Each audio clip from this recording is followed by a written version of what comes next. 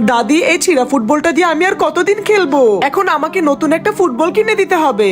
হায় রে, আমার নাতি তো বুঝতেই পারছে না। মা, ওকে একটা ফুটবল কিনে দেওয়া উচিত, কতদিন ধরে ছিঁড়া ফুটবল দিয়ে খেলতেছে। হ্যাঁ, তুই একদম ঠিক কথা বলেছিস। হ্যাঁ, আরে থামো তোমরা। ফুটবল টাকা দিয়ে কেন কিনা লাগবে? আরে কি বলছো, ফ্রিতে তোমাকে কে ফুটবল দিবে? আরে পাগল, ফুটবলটা আমি নিজেই বানাবো।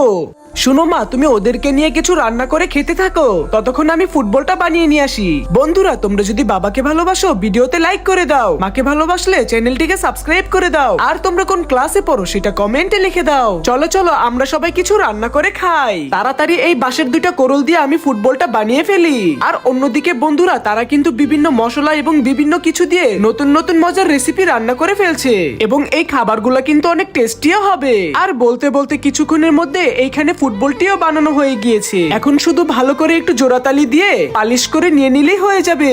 মা, তোমরা খাওয়া শুরু করো।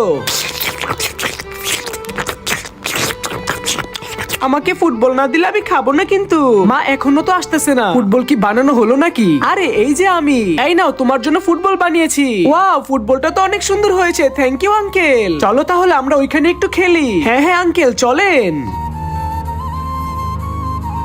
বন্ধুরা, তোমরা কিন্তু সাবস্ক্রাইব করে দিও।